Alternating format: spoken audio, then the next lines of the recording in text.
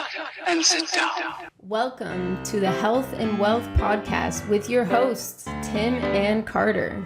What's trending, Enrichers? Carter Wilcoxon, founder of CSI Financial Group here, with my co-host and former wealth advisor, Tim James, founder of ChemicalFreeBody.com and your new health advisor. This is the show where we reveal the connection between physical and financial abundance.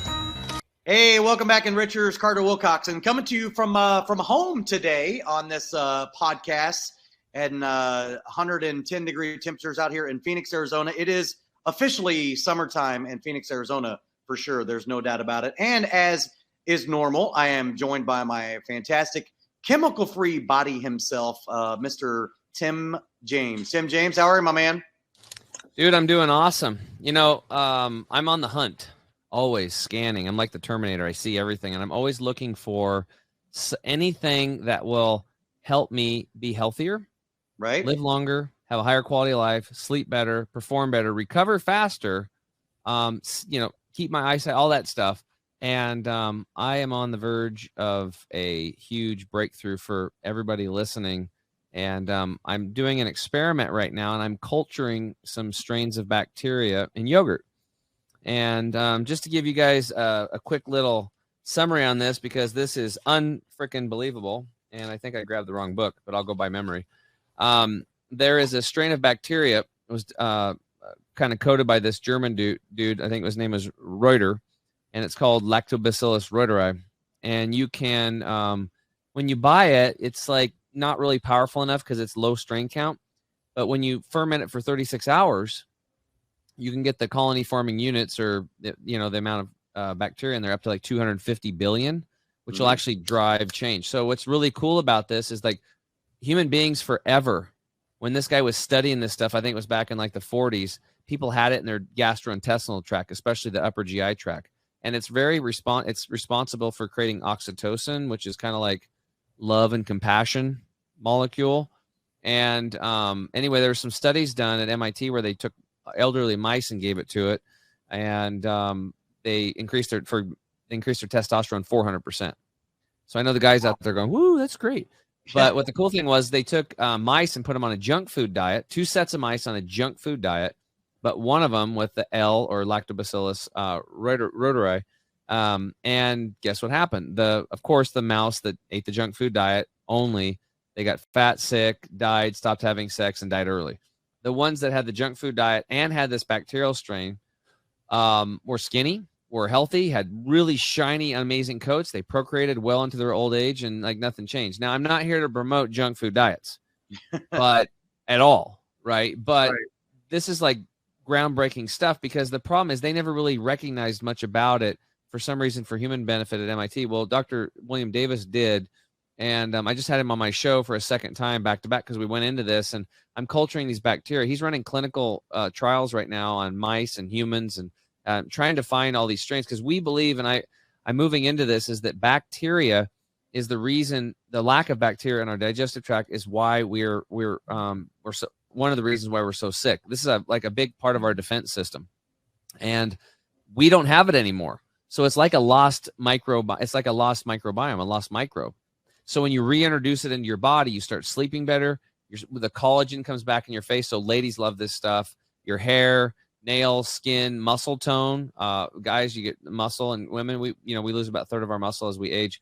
Bring it back, and you get more compassionate. And people are saying, I just love my family more, and I care about people more. And it's like, wow. I wonder if that was planned, but even if it wasn't, that's what's happened. So I've got it culturing. It'll be ready tomorrow morning at 9 a.m. And I kind of screwed up making it because I just talked to him today. So I ordered some more stuff to do second batch. And then there's other strains too. So I'll keep you guys all posted, and we'll maybe we'll do a special episode on this once I've kind of become the yogurt nerd over here. And I've got all these new bacteria getting colonized in my digestive tract. And I'll tell you if it's really working or not for me, because I like to have first person experience, but I know in my gut, no pun intended, that it's going to work, because I just know. I just have a feeling. I've been doing this work long enough, and this guy, and he's got a group of people, test patients, and all of them are already experiencing just tremendous results. So it's very exciting. This could be bigger actually or just as big as the sauna that I discovered last year. So I think this could be the big find for 2022. Wow. To help people improve their health, myself included, and all of our clients and students and stuff like that. So, and all the people, all the enrichers out there listening to the Health and Wealth podcast. So maybe we'll come on when I get this figured out, and I'll tell you all about it and get you the recipes, and you guys can start making some yogurt in your house and boosting your health big time. Yeah, nice. Well, that's what we're here for. Well, before we bring in our guests, and I'm very excited about our guest coming in from Northern California. William Davis, Dr. William Davis, was that the Wheat Belly guy? Or yeah. Okay. Yeah, and I hardly ever have people come on my show twice because I try to always keep it unless it's like super good stuff. And this guy, he came on. We did Wheat Belly, episode 122 that we just launched on the Health Hero Show Monday, and then I had another one in between him, and he'll be probably episode 124 too. And I don't know how the title is going to be, but he wrote a book called Super Gut, and in that book it has all the recipes and everything on these bacteria and everything. So it's a good read. I think everybody listening should get a copy of it. It's like breakthrough stuff. And I think in the next 10 years, what you're going to see is that we're going to stop trying to heal people with synthetics and acid-based, synthetics. And we're going to, and things like, penicillin and just pharmaceutical drugs. We're going to be going into bacteria and putting different types of bacteria back into the body that have just been missing for years to help fix things. Nice. Well, I want to go ahead and welcome in our guest, who was probably not expecting to get all this like cool new stuff, which I had no idea either. But Angela Wright of the Monte Group. Angela, how are you doing today? I'm doing great, and I am so excited to try this. Can you put me on the list of beta testers here? Yeah, I'm lining up. This sounds great. Yeah. Especially and that pre-show, she's up at 5 a.m. working out. So like she's committed to her health. So I know you'll follow through on it. So I'd be happy to. Yeah, thanks. Yeah, cool.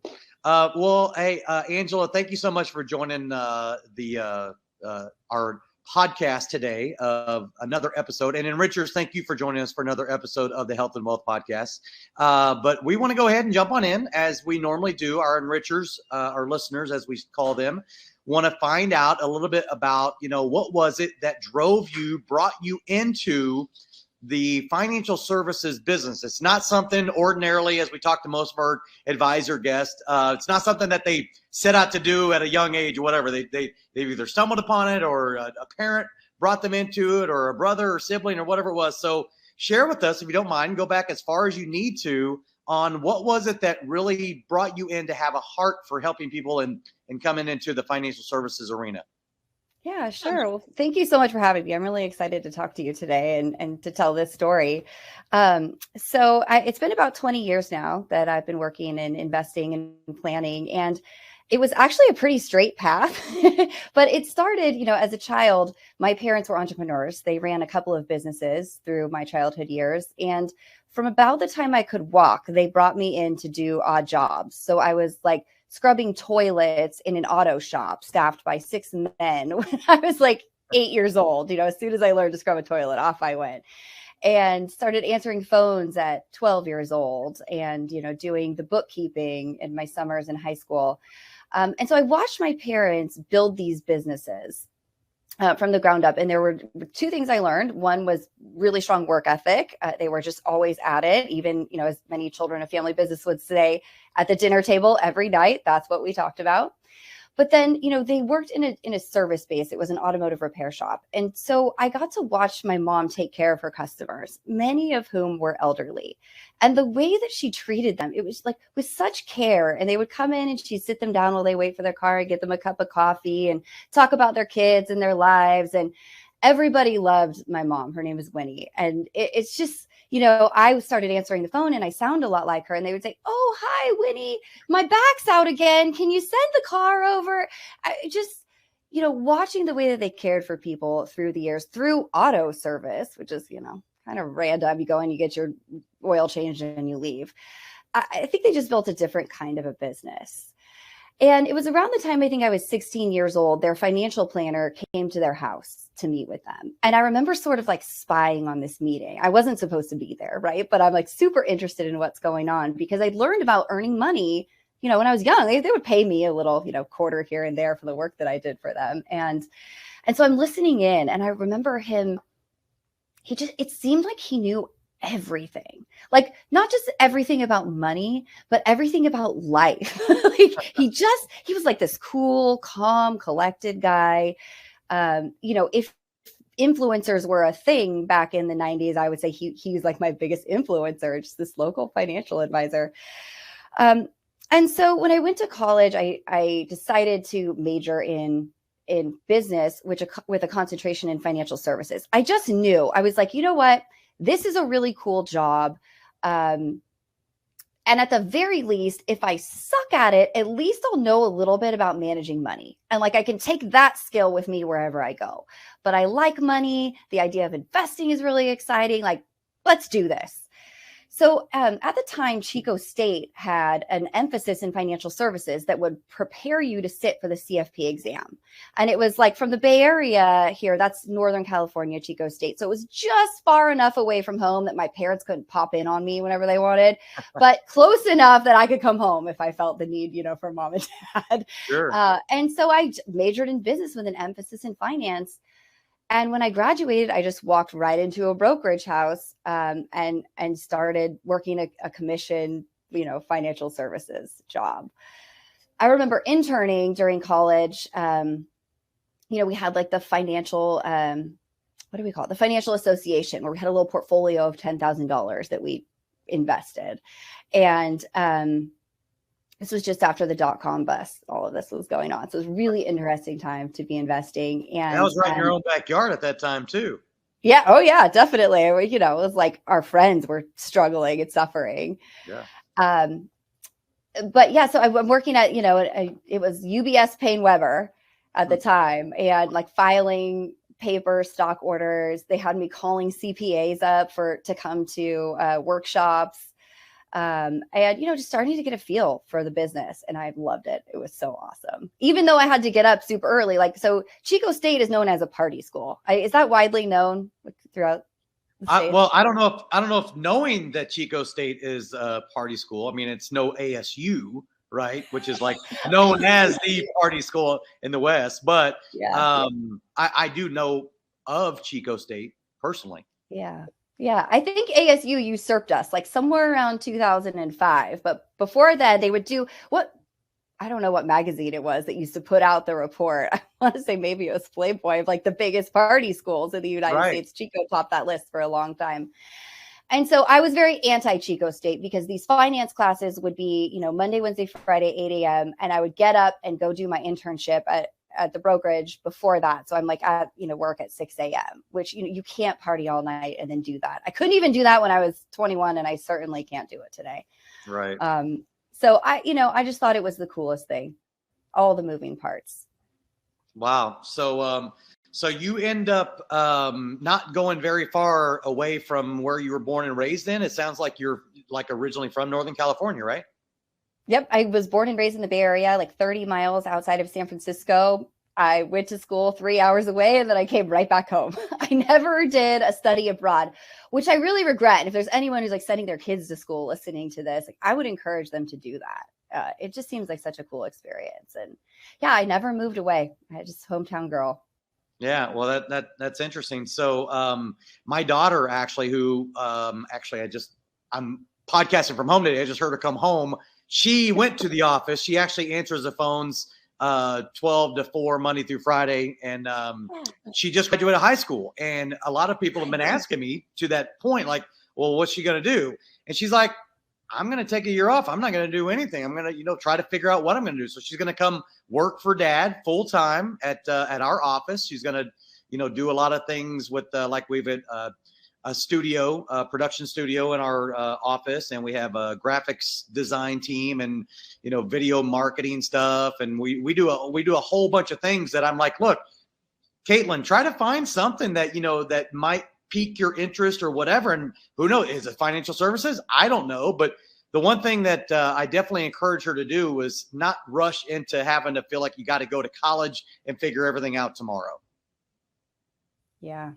I totally agree with you. I mean, I'm grateful for my education and for my life and the way that it's all worked out, but it was just a straight path: high school, college, job, CFP exam. And then I've just done that my entire life. And I really wish that I had screwed around a little bit more.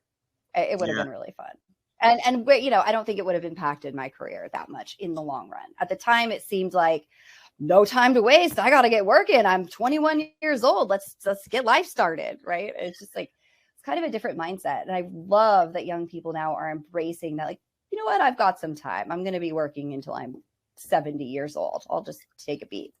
Yeah, well, I mean, and I didn't really have the my background in history, which some of the enrichers who've been on here, maybe I've shared, you know, from time to time. But, you know, I actually never even ended up going to college. College was never for me, right? And even though I played pre-show, we were talking about how you're not a sports person, you can't talk sports or whatever. So I try to steer clear of that as much as I can.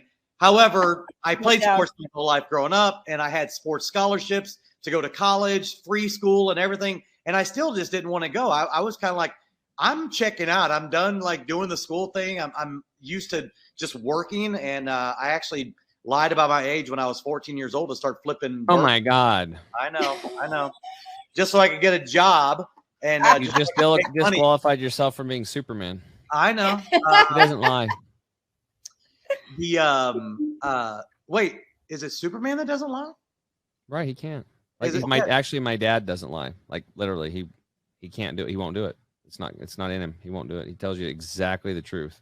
It's quite impressive. It's very rare today. Yeah. As we can see, because Carter's out there, you know, he's lying when he's 14. So luckily he's come around. I lied on my application so I could get a job. Okay. It was a little white lie, right? You know what they call it? And they didn't have work permits yet. I had to get a work permit when I was 16 to prove I could work.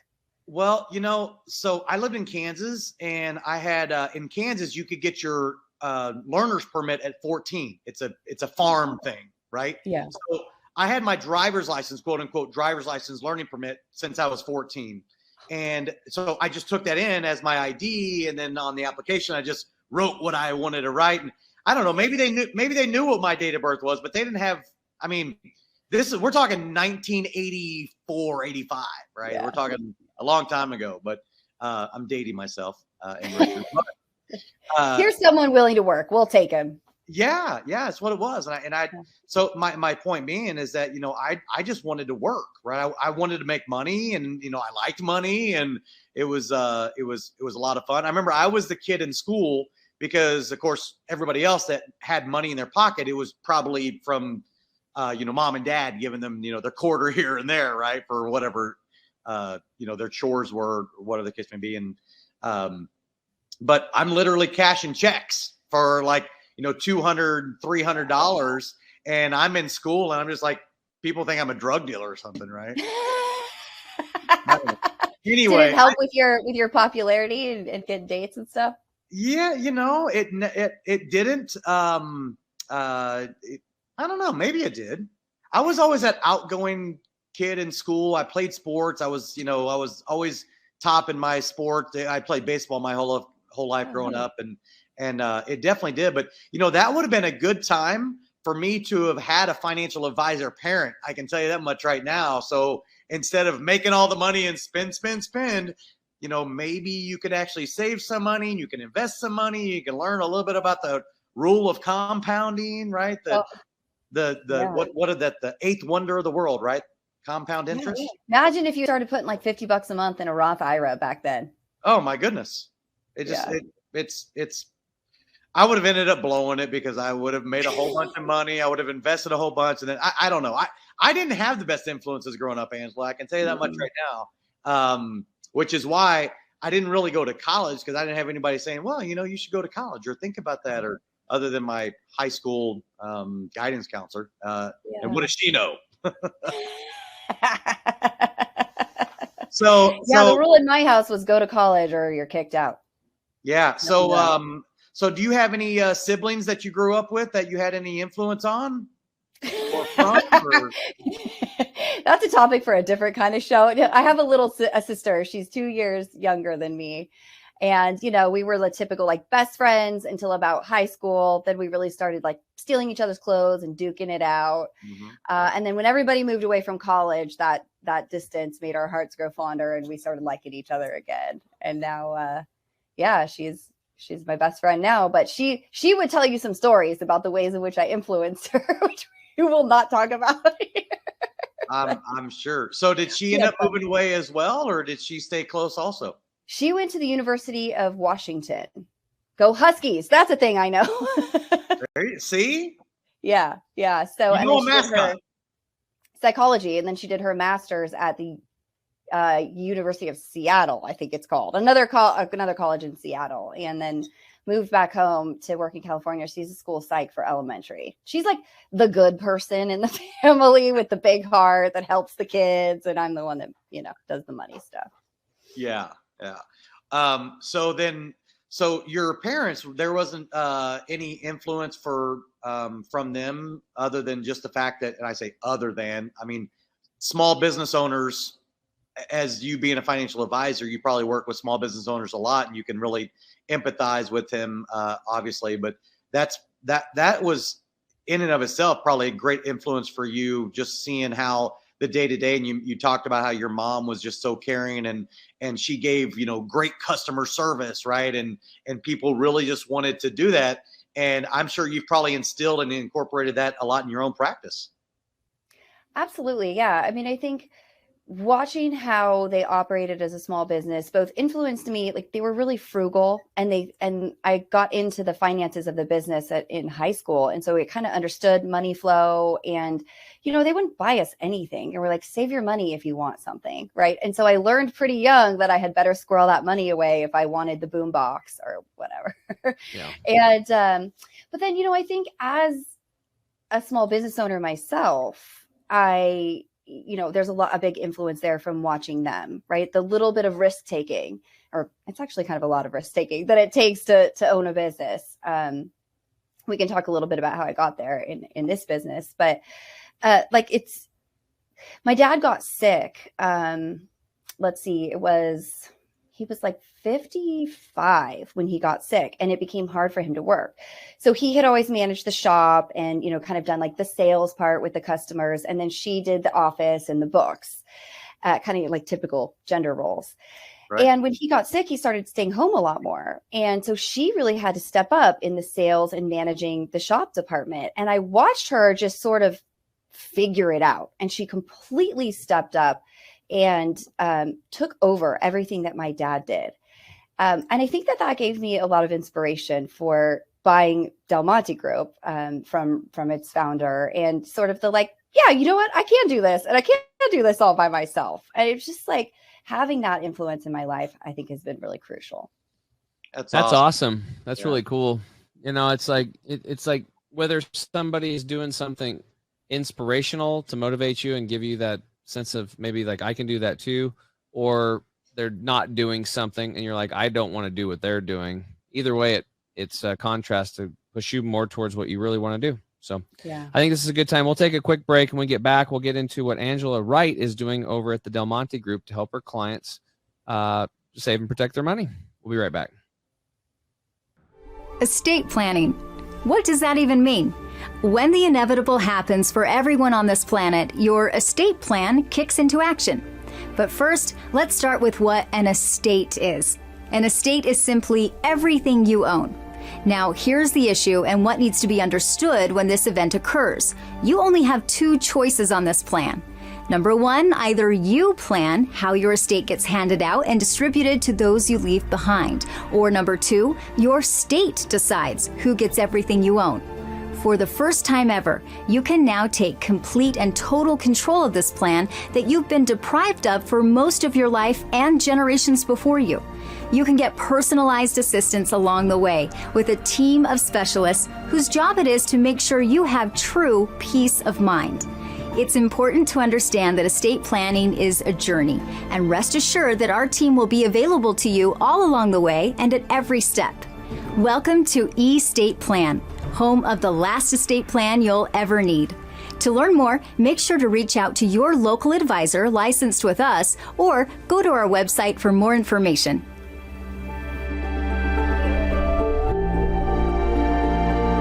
What's up, Enrichers? Tim James here. I'm back with my co-host Carter Wilcoxon. Today in the house again, we've got Angela Wright from Monte Group, certified financial planner. So, Angela, this is kind of I don't know if we've talked about this before. Maybe not. I think this might be the first time, Carter. which Ooh, is another first. when you are looking to, as an advisor, and this could be, it could be another business. Maybe you're not a financial advisor. Maybe you're a CPA or an insurance broker or whatever. It could be anything. Maybe you are a welder. Maybe you are what are those things called? An auto body shop. Doesn't matter. One thing that's really a cool thing to do is we've gotten away from mentorship. We've gotten away from apprenticeship and mastery, right? So what I did was I kind of jumped into an industry in sales, and then I jumped to another one, and then I jumped to another one, and I was starting all over fresh every time. Well, when I got into financial services, I was starting over fresh, but it was different because I came in with a purpose. The guy that I went to work for was very good at what he did. He was a financial planner, and he had one of the top agencies. He had 3 locations. They were rocking and rolling, and he was looking for a person to transition the business over to and sell out to. And I was like, wow, I could take his 25 years of working his ass off, piggyback off of this, work my butt off, and slip into that role and have this huge business that I'm taking over and have the revenue to pay him off, right? But he wants to take a hike, and if he takes a hike, then the revenue goes down, right? So he's got to sell it outright. But there's a transition period, right? Because the clients, you got to keep them happy and make sure they're comfortable and all this stuff. So that's what Angela did, and she got a lot of inspiration from her mom stepping up when her dad was sick from the last segment. If you listen to that part, which hopefully you did. And so this is really exciting. So my motivation, I want you to really listen to her story because it's really impactful. So maybe you're a financial advisor now. Maybe you could find a golden goose out there and find somebody else that's lined up with your values, that believes in what you believe and how to invest and do all that kind of stuff. And then work a deal out with them and say, hey, I'll come in here and work my butt off and, sweat equity yourself. And then you could probably, I don't know, condense time and pick up an extra 10 or 20 years in your practice and have this, in 5 years, you could have a huge practice all your own. So Angela, why don't you tell us how you got started with that process of purchasing Del Monte Group, and how's that been going for you? Yeah, so it's still in process, not complete yet. So we can't, check the box, total success, but I'll say what I have learned so far. So you're exactly right. I feel like I stumbled on a gold mine when I met Richard. It was 14 years ago, Friday, actually. And I had been working in, doing commission sales. And then I went to work for a large RIA, which was really cool, but big company with lots of clients. And I feel like that personalization was lost. Like everyone was just kind of a number, and there's a big disconnect between like trading and service and all that stuff. So a mutual vendor introduced me to Richard. He walked over to me one day and he said, hey, I got a guy in Alamo that's looking for a COO.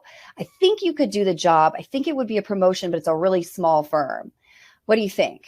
And I was super unhappy with the culture of my current firm. So I just busted my resume out of my back pocket and handed it to him. Like, please. So I meet Richard and his wife, Ingrid. They co-founded the company back in 1992 after working for a broker dealer for 10 years. And right away, I could tell that our vision was completely aligned. And I think part of this is my mother's Italian, Richard is Italian. We sort of everybody started talking with their hands and really loud and really fast. And Richard and I found oh boy, we're so similar. This is awesome. But, he told me that he had run, kind of a traditional retirement planning practice. And he said, I had this man, he retired, I managed his money. He lived off of it for a while and then he died and his 3 kids inherited it. And the kids came to him and said, hey, you've been great and all, but we're firing you because we met this guy in Danville who's going to double our money in 90 days. So sayonara. And, Richard's like, okay, this happens. I get fired from time to time, but I urge you to reconsider because this sounds like it's too good to be true. Lo and behold, they did it. Of course, it was too good to be true. They were participating in one of these local Ponzi schemes.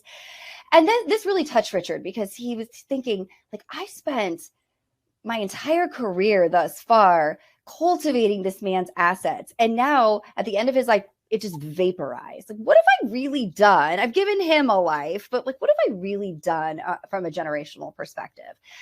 And so he started looking into multi-generational wealth planning. And there are actually things that you can do to help a family retain their wealth and their harmony throughout the generations. And it becomes a lot more about your values and what you're using this wealth for and the history of the wealth. And a big part of it also is training that next generation for how to use the wealth and bringing everybody into the fold in this transparent way that builds trust and fosters communication among the family members. And he goes, I'm thinking of calling it a place of possibility. And I was just like starstruck. I was like, this is amazing. You know, in my last firm, it was like, how much revenue can you eke out of this client? And now we're talking about a completely different perspective on the assets and the money. And so, and he said, you know, eventually I would like to, you know, sell the business to an internal successor. I don't want to sell my clients down the river to a venture capital firm, which, as we've seen in the last 10 years, it's happening more and more and more. Yeah. And so, yeah, I came aboard 14 years ago. We really built up the multi-generational wealth planning aspect of the business.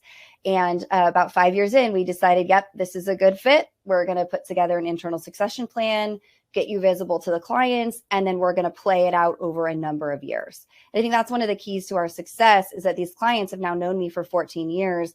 And if any clients are listening, we still have like 5 to 7 years to go. So don't panic. Richard's not going anywhere. But we're also prepared in case something does happen because he's in his 60s and we know things happen, right? Here we are talking about health. So we're prepared for the hit by the bus scenario, but we're also sort of easing everybody into this transition. So they've had years to get to know me sitting by Richard's side. And I think that's kind of one of the keys, right? And, you know, we've built a really great buy-sell agreement. We're super excited about it. And through the years, I've been buying small portions of the company. So I'm now a 10% owner of the company. So skin in the game early on, I think is also really important. If you're thinking about an internal successor, you know, getting them involved in the profits and losses of the company and, you know, that strategic decision-making and having them think through like, okay, you know, if I want a new laptop, that's actually going to cost me in my dividends, right? I mean, they start like the rubber meets the road for people when they get in on that early. So to the degree that somebody who's selling a business can do that, I think it'll pay dividends in the long run. So Angela, I love that story. And I love the fact that it sounds like something along the way just providentially happened, right? How you ended up even, and I don't know, maybe if I missed it, how did you meet Richard in the first place then? You were because you were introduced to him from somebody. A tech vendor introduced us. Yeah. And obviously the tech vendor knew both of you though, right? So he thought, hey, there might be something here. Yeah. Yeah, he did our portfolio management reconciliation back when it was like a big thing every single day, you know, line by line. And so both Richard and my other company outsourced that to this fellow. And so I got to work with him day in and day out. Why is this transaction off? And this is a penny off. And so, yeah, we really got to know each other. And he had worked for Richard for at least 10 years, like as an employee. And then Richard helped him start his business of providing this service to other investment advisors. This is the kind of guy that my partner Richard is, just extremely generous, always lifting up the people around him and making sure that they're in a good position as well. Right. So, so you've now been there for 14 years. You have this tagline that you both just like fully embrace, right? A place of possibility, which I love that whole tagline too. I mean, what was the whole emphasis, you know, what was the thing that really the catalyst, I guess, for Richard to decide that? Did he share that with you from the beginning and why you ultimately bought into that idea? Yeah. So I came in like right at the beginning of that marketing process. He was working with a consultant who was trying to, you know, going through all the exercises to suss out the values and why, you know, like, what is your why? Remember when that was a big thing? Tell everyone your why. Yeah. And, Simon Sinek, right? Your why. Yes. Yeah. Yep. So, you know, for him, it was all about coming up with, when people hit a wall, what creative solution can we implement? And especially around end of life and estate transfers and getting your kids involved in the wealth of the family. I think people just are like, there's nothing I can do. I put my trust in place. The kids are going to do what they're going to do. I'm dead. What do I care? And so it's like, we could actually create so much possibility for these families where none existed before. And same goes for like your day-to-day financial solutions. You know, I find Richard's like a magician. He's just pulling stuff out of a hat. Like, here's this one really obscure tax law, and we could apply it here, and then we could do this whole thing, you know, with this money that you don't want to pay taxes on, you know. And so it was really about helping people see that it's about more than just getting an income stream eventually and then dying and giving it to your kids. And it's been so fun. Like, financial planning is fun anyway, talking to people about their goals and then putting solutions together and seeing the numbers and seeing it all play out over multiple years. But then you start talking about their family values and you write down the history of the money and you get the kids in the room. And it's like, and kids, I'm talking about like adult people, right? 30, 40 years old. We're like, here's what your parents have created and here's the plan. These are the roles and responsibilities that you're going to take on. Like, I walk away from those days, while they should be exhausting, I'm like high when I get in my car. It just really, it's super fulfilling to have these conversations with people. Yeah, that's awesome. Well, it's interesting because, you know, here at CSI Financial Group, we talk on a regular basis where, you know, we consider ourselves advisors to advisors.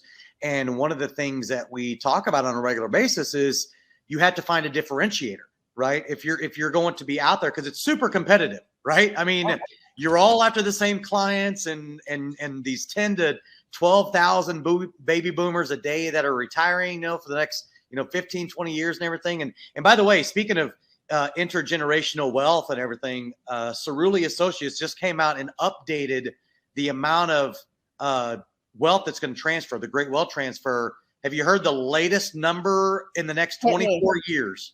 No, hit me. 84.4 trillion. Oh my gosh.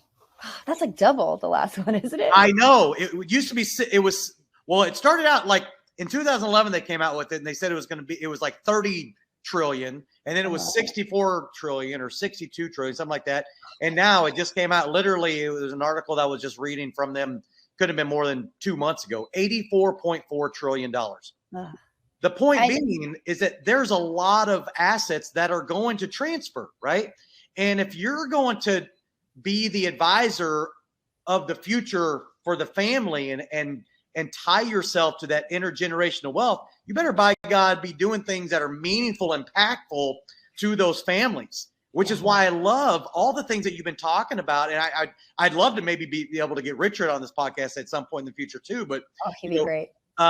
Just listening to all the things you say, it lines up and it aligns so much with the things that I share with advisors on helping them to, you know, to grow their practice. Yeah. I talk about this triangle of planning, and what you need to have is 3 different areas. You need to have estate planning, you need to have financial planning, and then you need to have legacy planning. And by legacy planning, that what I'm talking about there specifically is that we purchased a company back in 2019, like right whenever, you know, COVID was just starting to get going or whatever. Maybe it was even early part of 2020. There was a company that was started in 2003 called Legacy Stories. And what Legacy Stories was built on was from this financial advisor, and the co-founder, his name's Dennis Stack, and he actually gave this thing as a gift to his own clients for Christmas, a book for them to like put all their stuff in, right? Yeah. And it was so overwhelmingly received that he's like, I think I'm onto something here. So they started this company in 2003 called Legacy Stories, and we actually bought it because we add that to part of the financial plan and strategies that our advisors do. It's one centralized location where a client and an advisor's clients, right, can literally go in and record all of these things that are in their head and in their heart, that if they don't do this, when they pass away, that's gone forever. It's lost and gone forever, right? So it's one centralized location. I didn't mean to get into the Legacy Stories thing, but I've seen this software. It's awesome. Yeah. I demoed it and I've uploaded my own stuff. I swear it's Legacy Stories onto this thing. And it is a really cool and easy way to do, like, you know, we have hours of interviews and we transcribe it and then we have someone write it into a book. Like, that is a really push the button, record that question for the day, move on with your life, come back again tomorrow. That's so cool. Totally. Yeah. It's so great because, you know, with estate planning and financial planning, that's how you pass on your valuables, right? Mm-hmm. but you pass on your values, is what we say. Obviously, we pass on your values with legacy planning using legacy stories. So, I don't want any of that stuff. I was just, I was sharing a story with someone the other day that me and my wife, we have to sit down. We have on my cell phone right here, I have all of these voicemails of my daughter and my son when they were like really young, because I never want to forget what they sounded like. Right. Yeah. So she has a whole bunch of if she has 3 voicemails, her voicemail's full and I'm like, we've got to sit down and we need to upload those into our legacy stories file so that we have all of those in there permanently there. And then we can clear out all of our voicemails. But when you start thinking about this on the emotional part of planning, it can really help to differentiate an advisor. You're obviously incorporating this and you're doing it on a daily basis already, but it really does bring more of that emotional aspect to planning, because money is emotional anyway. And then your stories are just that much more emotional, and everybody has a valuable story. And I can tell you right now, the amount of money I would pay to be able to hear stories from my great grandparents that I never met growing up about what it was like to live in the Depression and all the different types of stories that they could have recorded, that would be priceless to me. So we can't lose any more of that whatsoever. So this is one of our gifts to our advisors and their clients, that we want them to be able to have access to this. It doesn't even, it's part of their planning strategy. But anyway, I love the idea of being able to have,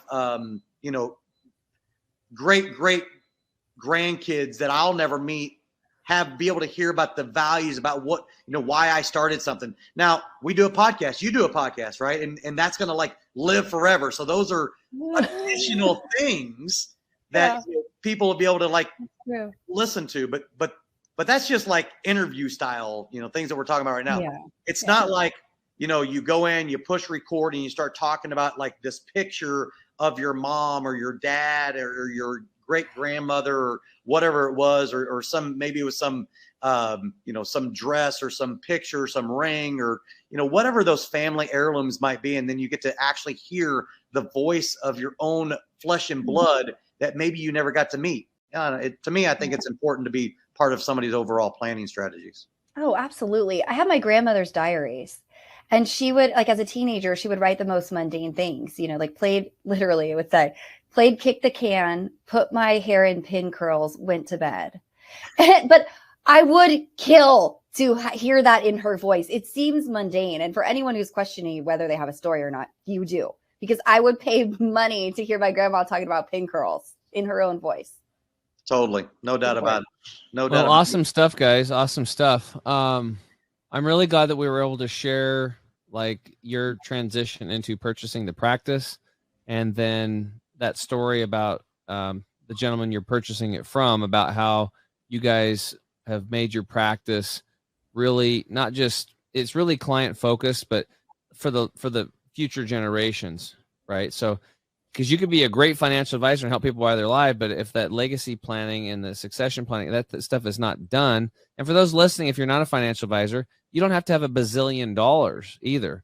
If it's, $100,000, $50,000, $400,000, or whatever, don't you want that to last? And that's why, succession planning is so important, because you can control your money above ground and you can control your money below ground after you pass away and you take your last breath. So, and we do have certain children that may have gotten off track a little bit and, aren't as responsible. And that can be like handing them sticks of dynamite when they get too much money. And if they live through it, they'll probably end up in more debt or have some problems. So I don't know if I told you that story, Carter, but there was this guy that he was a logger and he got a bunch of money and went down to the big ivory tower downtown. And it was like Schwab's or something. And it's like, well, give me my money. And the guy's like, are you sure? Do you know how much you got? And he's like, I don't know, $50,000. He's like, well, a little over $1 million. He's like, oh, well, give me 500,000.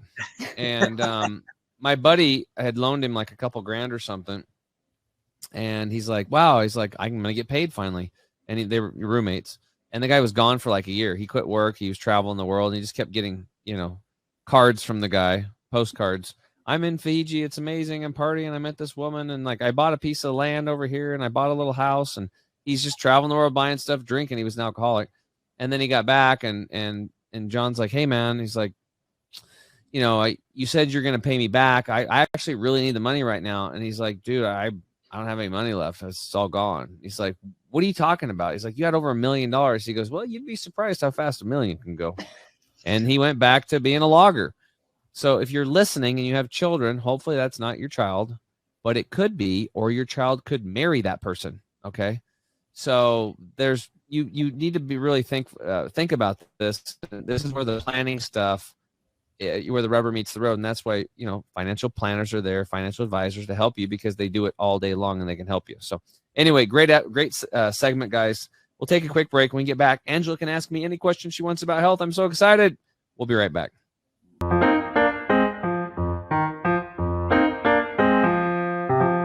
You want the absolute best for yourself, and you want it to be easy. That's why we created Green 85. It helps with detoxifying the body gently. We're proud it's chemical-free, unlike almost all other supplements you'll find. Bottom line, Green 85 will get you healthier.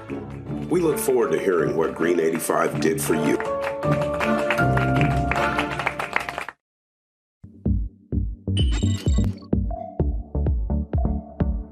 To get this product and our other amazing products, go to chemicalfreebody.com. That's chemicalfreebody.com.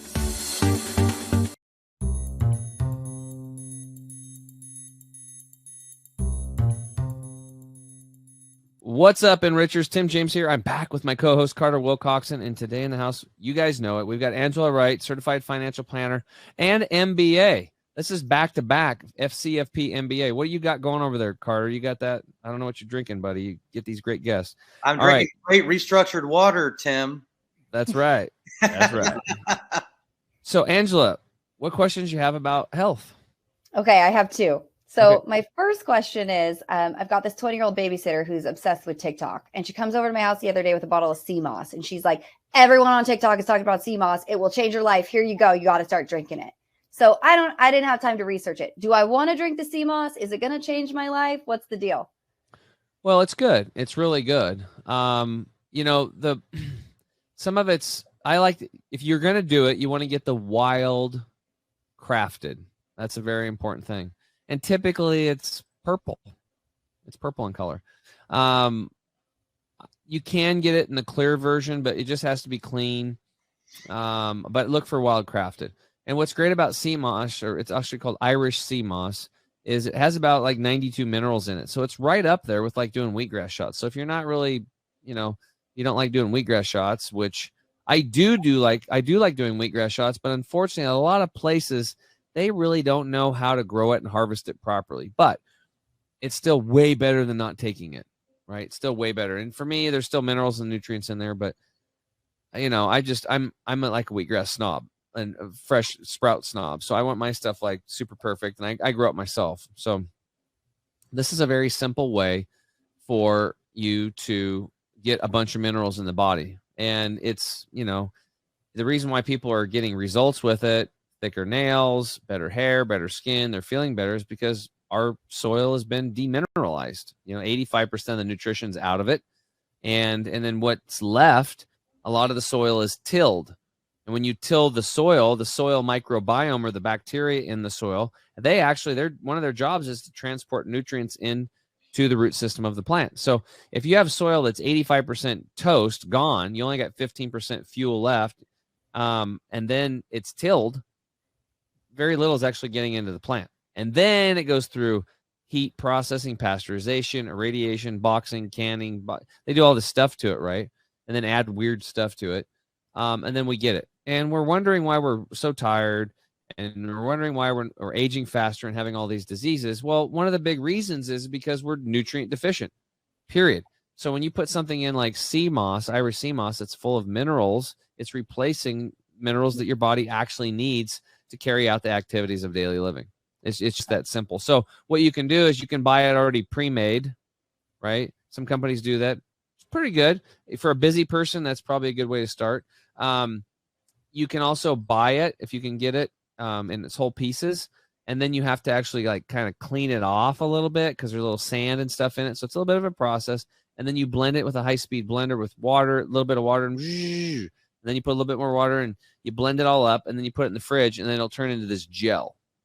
It turns into a gel, and then you just take a big scoop of gel out and eat it. So you can learn all that, but it's pretty good stuff. Dr. Sebi, Sebi, was a big promoter of that.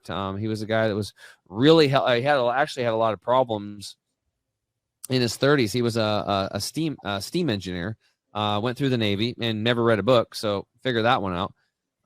And then went to work for this company, and the guy actually hired him just to see him fail, but he was one of the best. He was the smartest person they had there. But he got diabetes. He was impotent in his 30s and had all these problems. And he went to a village healer in Mexico, and the guy was like 92, I think. And he had 2 wives and like a goat or 2 in this little shack that he was living in, this little adobe house. And Dr. Sebi went to see him. He's like, I heard you could help me. I've got type 2 diabetes. I'm impotent. And he's like, okay, here's what you do. Stop eating all food and eat this. It's like a cucumber every day for 90 days and don't eat anything else, and then come back and see me. He's like, what, man? You're crazy.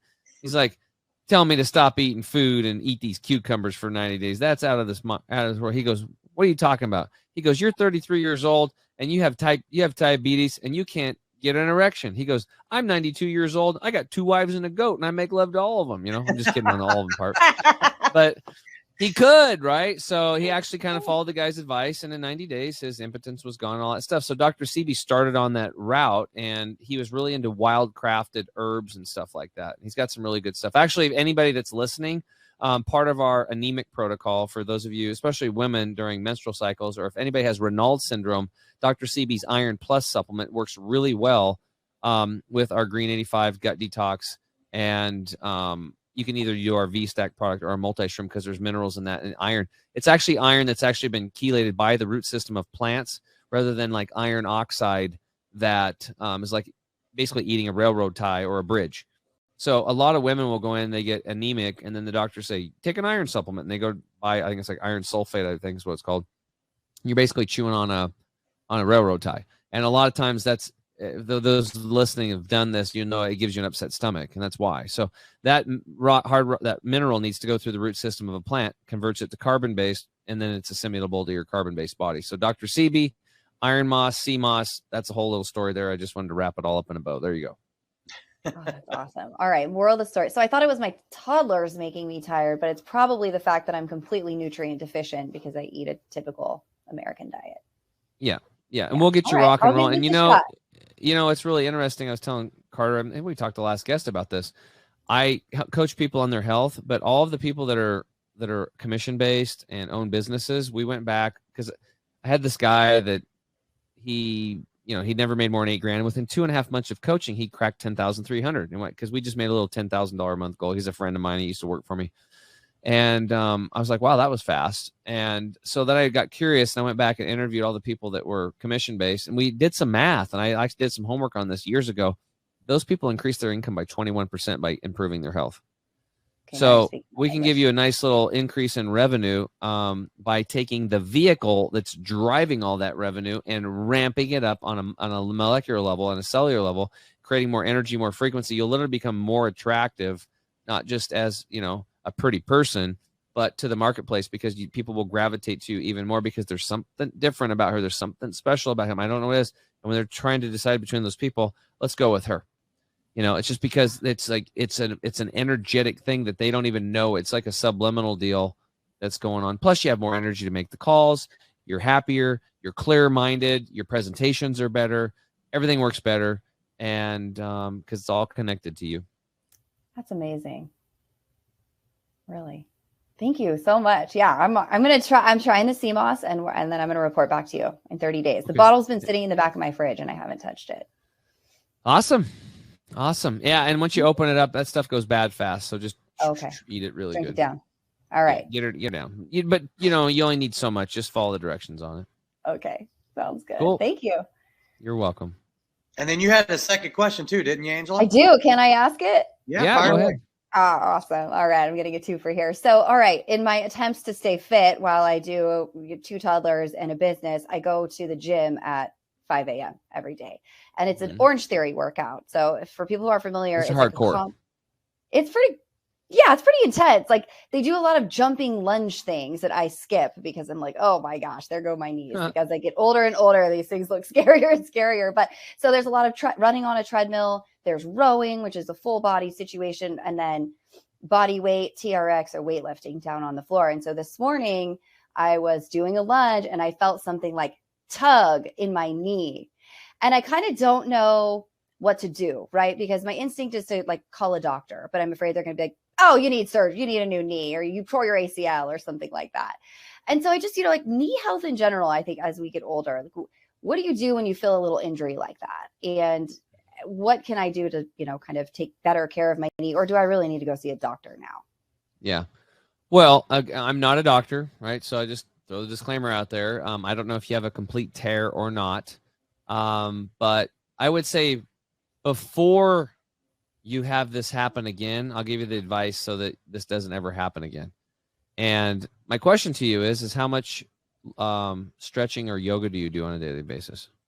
I used to do yoga every day, but the kids have really hampered that. And I fall asleep with them at night instead of doing the yoga. So probably like once or twice a week max. Okay. Can you do yoga with the kids? No, they will not participate. Like if it's on the TV, there's even a lady who's really cute. She does cosmic kids yoga. If it's on the TV, they'll ask me to watch a show instead. And if I'm on the floor, I become a jungle gym. They're 6 and 3. So I feel like as they get older, that will. Well, you could do your yoga stretching and be getting your upper body workout because they're crawling all over you. Add a little extra weight to that pigeon.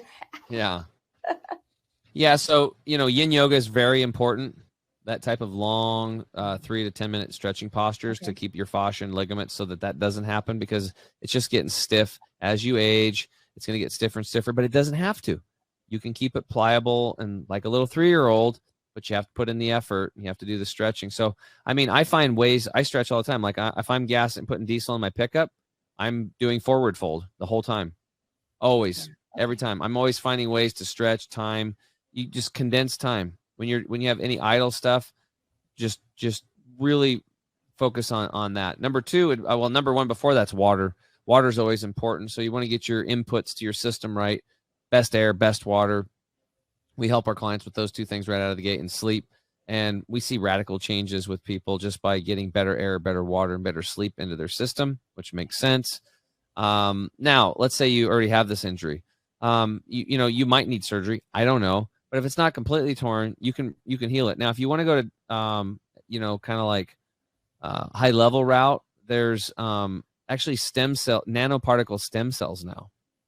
And that is the first time that, stem cells are really cool because like you can like heal and grow new stuff and like that. But it's coming from the, either your own body, which I don't think is as effective, but the best ones are like the placentas from newborns. But what's in the blood?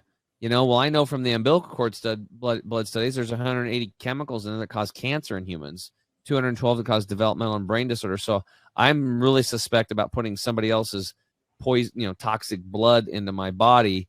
But now with nanoparticle stem cells, it's just the energetics of it. There's none of that's in there. So that was episode, 109. I interviewed the top guy on it, Dr. Ross Carter, anti-aging breakthrough with nanoparticle stem cells.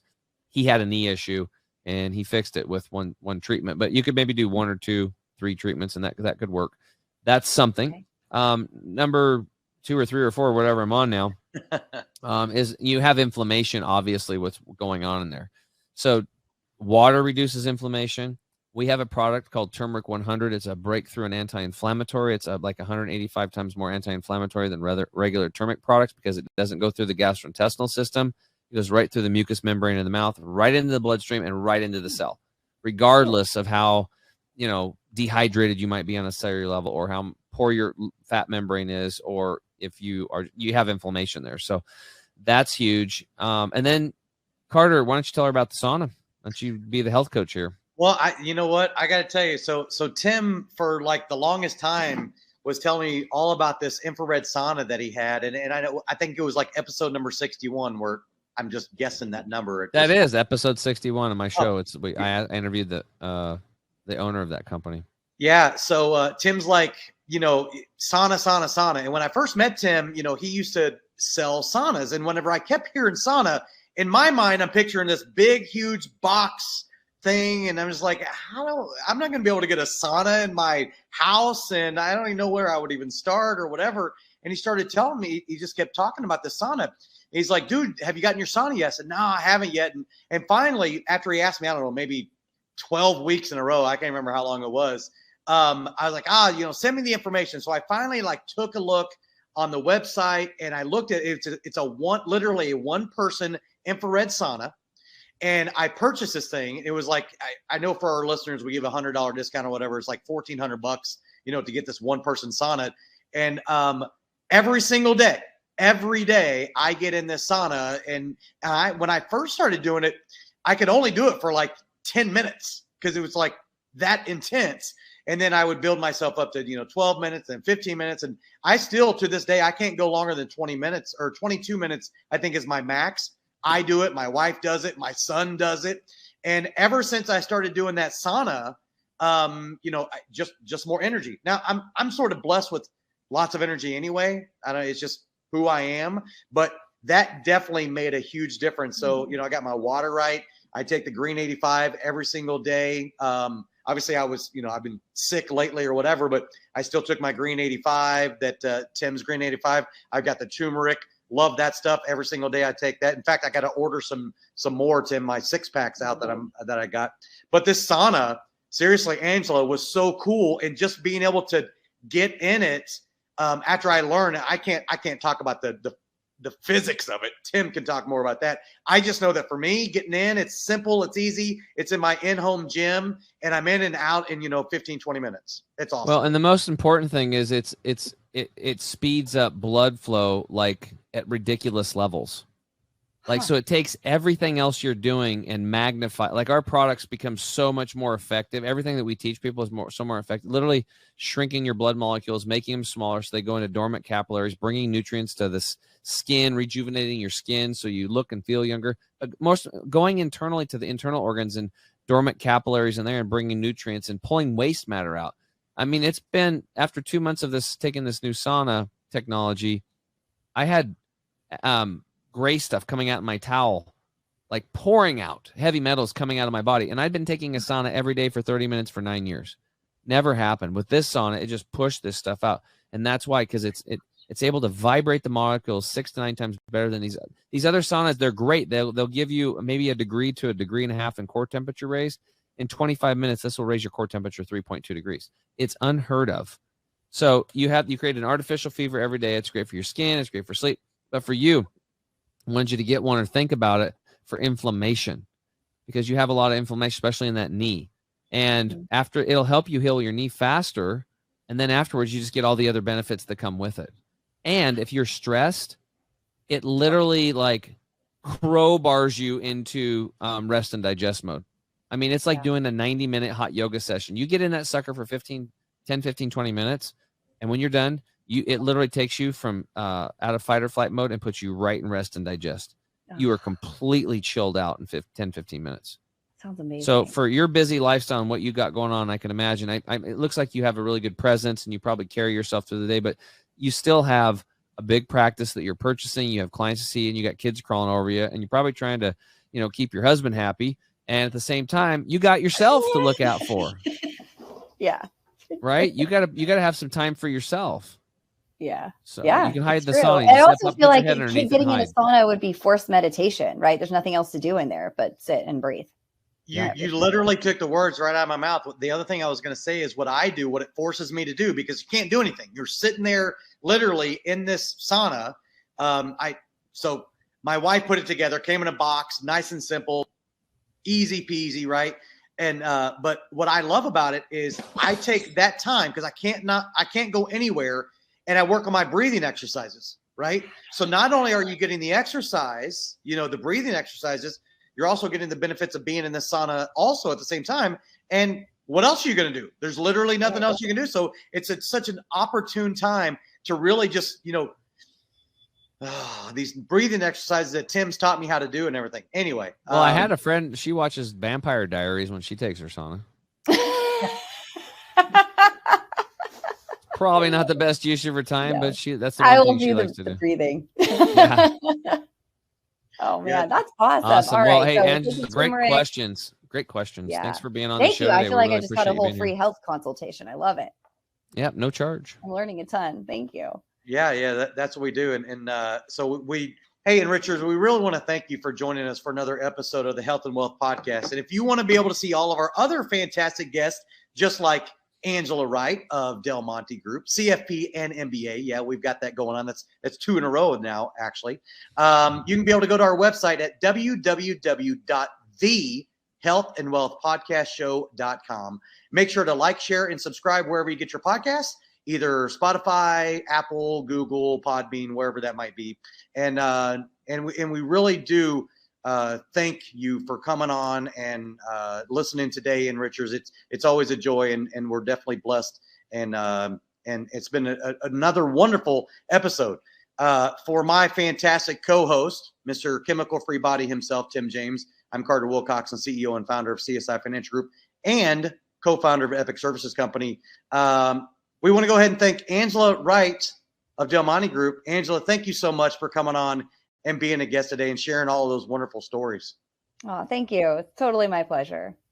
Yeah. So maybe we can do a follow-up on the CMOS. We can do the follow-up on maybe some of this other stuff too. But and I'll get you connected with Tim. And in the show notes, obviously, we'll have all of your contact information to be able to come on. And maybe you've got some potential people out there looking for a great financial advisor. We'll make sure they've got your access and get a calendar meeting consultation with you or whatever. And those will all be in the show notes as well. So is there anything else that you want to share before we let all of our enrichers go?